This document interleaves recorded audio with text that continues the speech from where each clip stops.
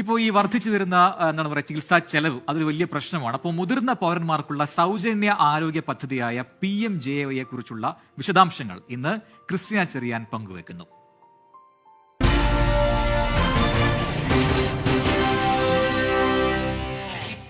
നമ്മുടെയൊക്കെ വീടുകളിൽ പ്രായമായ മുത്തശ്ശനും മുത്തശ്ശിയും ഒക്കെ കാണുമല്ലേ? അല്ലെങ്കിൽ അയൽപ്പക്കത്തെങ്കിലും. ഉപജീവനത്തിനായി സ്വന്തം വരുമാനമില്ലാത്തവരാകും അവരിലേറെയും. നല്ല പ്രായത്തിൽ അത്യധ്വാനം ചെയ്ത അവരിൽ പലർക്കും പ്രായമാകുമ്പോൾ ഒരസുഖം വന്നാൽ ചികിത്സിക്കാൻ പണമുണ്ടാകില്ല. അങ്ങനെയുള്ളവർക്ക് ആയുഷ്മാൻ ഭാരത് പ്രധാനമന്ത്രി ജൻ ആരോഗ്യ യോജന അഥവാ PMJAYയുടെ ഭാഗമായുള്ള വയവന്ദന കാർഡ് ഉപയോഗിക്കാം. എന്താണ് പദ്ധതി? ആയുഷ്മാൻ വയവന്ദന കാർഡുള്ള 70 വയസ്സിന് മുകളിലുള്ള ഏത് ഇന്ത്യൻ പൗരനും പ്രതിവർഷം 5 ലക്ഷം രൂപ വരെ സൗജന്യ ചികിത്സ ലഭ്യമാക്കുന്നതാണ് പദ്ധതി.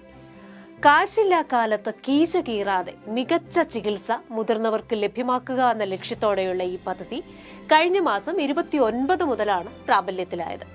എന്താണ് ഈ പദ്ധതിയുടെ ഗുണഫലം ലഭിക്കാനുള്ള മാനദണ്ഡം? വളരെ സിമ്പിളാണ്. 70 വയസ്സോ അതിനു മുകളിലോ ഉള്ള ഇന്ത്യൻ പൗരനായിരിക്കണമെന്ന് മാത്രം. ഏത് വരുമാന പരിധിയിലുള്ളവർക്കും അപേക്ഷിക്കാം. പദ്ധതിയിൽ രജിസ്റ്റർ ചെയ്യാൻ എന്തൊക്കെ രേഖകൾ വേണം? 1. ആധാർ കാർഡ്. 2. ഒരു മൊബൈൽ നമ്പർ. പിന്നെ വളരെ കുറച്ച് KYC രേഖകൾ. എങ്ങനെ രജിസ്റ്റർ ചെയ്യാം? നാഷണൽ ഹെൽത്ത് അതോറിറ്റിയുടെ വെബ്സൈറ്റിലൂടെയോ ആയുഷ്മാൻ ഭാരത് ആപ്പ് ഡൗൺലോഡ് ചെയ്തോ ഓൺലൈനായി അപേക്ഷിക്കാം. ഓതന്റിഫിക്കേഷന് ശേഷം ആവശ്യമുള്ള വിവരങ്ങൾ നൽകി അപേക്ഷ പൂർത്തിയാക്കാം. ഓഫ്ലൈൻ രജിസ്ട്രേഷനായി അടുത്തുള്ള ഹെൽത്ത് ആൻഡ് വെൽനസ് സെന്ററിലോ കോമൺ സർവീസ് സെന്ററിലോ പോകാം.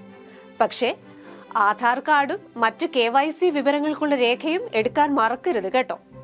സൈറ്റിൽ നിന്ന് വയവന്ദന കാർഡ് ഡൗൺലോഡ് ചെയ്ത് പ്രിന്റ് എടുക്കാം. ഈ വയവന്ദന കാർഡ് ചില്ലറക്കാരനല്ല. രാജ്യത്തെ 29,000 ആശുപത്രികളിൽ ക്യാഷ്ലെസ് ട്രീറ്റ്മെന്റ് ലഭിക്കുന്നതിനുള്ള പാസ്പോർട്ടാണിത്. എന്തിനൊക്കെയാണ് ക്യാഷ്ലെസ് സൗകര്യം ലഭിക്കുന്നത്? ആശുപത്രിവാസം, ശസ്ത്രക്രിയകൾ, വിവിധ പരിശോധനകൾ എന്നിവയ്ക്കെല്ലാം ക്യാഷ്ലെസ് കവറേജ് ലഭ്യമാണ്. പക്ഷെ ചില കാര്യങ്ങൾ ശ്രദ്ധിക്കണം കേട്ടോ.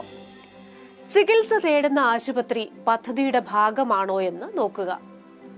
പട്ടികയിൽ ഇല്ലാത്ത ആശുപത്രികളിൽ പോയാൽ ഈ ആനുകൂല്യം ലഭിക്കില്ല. അല്ലെങ്കിൽ നാഷണൽ ഹെൽത്ത് അതോറിറ്റി വെബ്സൈറ്റിലെ ആശുപത്രികളുടെ പട്ടിക നോക്കിയ ശേഷം നിങ്ങൾക്ക് അടുത്തുള്ള ആശുപത്രിയിൽ പോകുക. ഇതൊക്കെ കാണുന്ന ചെറുപ്പക്കാരോട്, ന്യൂ ജനറേഷനോട് ഒരു റിക്വസ്റ്റ് ഉണ്ട്. നിങ്ങളുടെ വീട്ടിലോ അയൽപ്പക്കത്തോ 70 വയസ്സിന് മുകളിലുള്ള ആരെങ്കിലും ഉണ്ടെങ്കിൽ അവരോട് ഈ വിവരം ഒന്ന് പറയണം കേട്ടോ.